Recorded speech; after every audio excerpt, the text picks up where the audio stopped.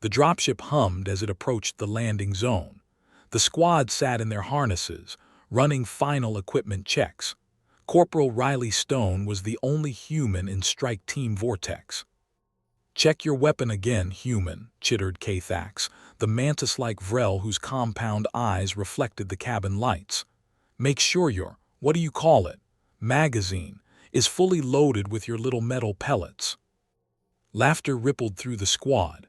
Riley looked up from inspecting her modified M4 carbine, her expression calm. "It's called ammunition," she said evenly. "And yes, it's loaded." Zorak, the hulking Kryn heavy weapons specialist, hefted his plasma cannon with one massive arm. "Primitive," he rumbled, his tusks gleaming. "You carry spare magazines because your weapon empties. Our blasters draw from portable fusion cells, hundreds of shots before recharge." "And when you pull that trigger," added Silva, the serpentine pilot, "you launch crude metal.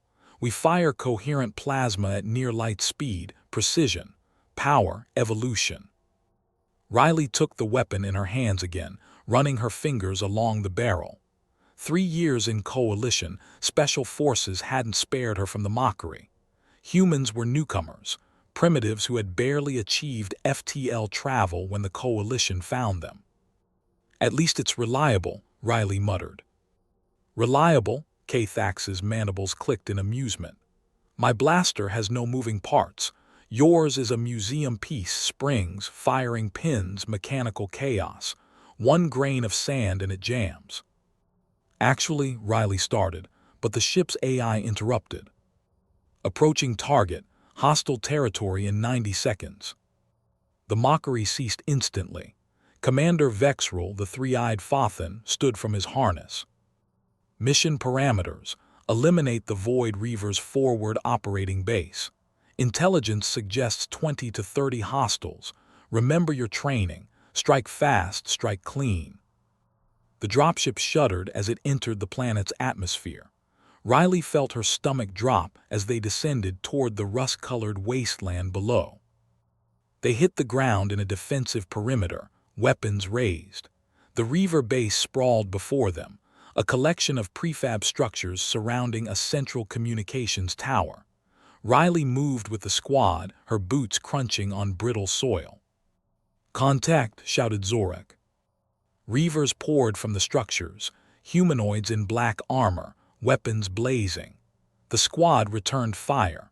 Brilliant blue bolts from the aliens' blasters carved through the air, dropping targets with ruthless efficiency.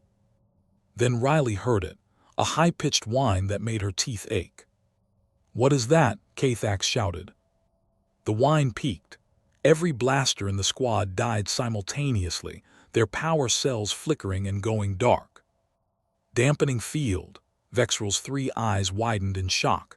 "They have a quantum dampening field. All energy weapons are dead." The Reavers advanced, their own weapons, slug throwers like Riley's, barking lead death. "Fall back," Vexrel ordered, "back to the ship." The squad scrambled for cover behind a rocky outcropping. Silva took a round to the shoulder, green blood spraying. Zorak pulled her to safety, his plasma cannon now a useless metal club. "We're pinned," Kathax's voice carried pure panic. "Our weapons are worthless." Riley felt strangely calm. She pressed herself against the rock, chambered around, and leaned out. The familiar crack of her rifle split the air. One Reaver dropped, another fell. She fired again. "Stone," Vexrel stared at her, "your weapon still functions." "No electronics," Riley said, dropping an empty magazine and slamming in a fresh one. "Just physics and chemistry." She provided covering fire as the squad retreated. The Reavers advanced, confident in their dampening field. But that confidence made them careless. Riley picked her shots, controlled bursts, aiming for center mass. Her weapon kicked against her shoulder with each pull of the trigger, hot brass casings tinkling on the rocks. "The tower," Vexrel pointed. "The dampener must be in the central tower if we can destroy it." "On it," Riley said. She switched to semi-automatic, aimed carefully at the tower's base where she could see the telltale glow of a power generator. 3 shots. 4. 5. The generator exploded in a shower of sparks.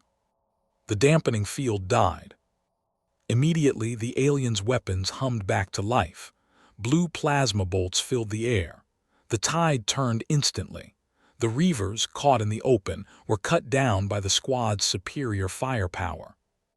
Silence fell over the battlefield, broken only by the crackle of fires.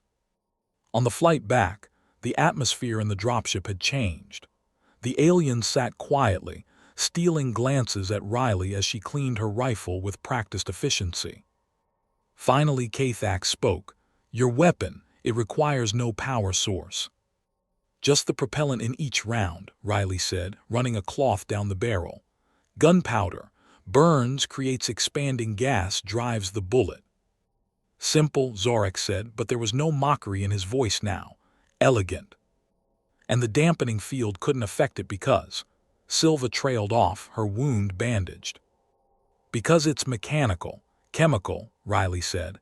"No quantum signatures to disrupt.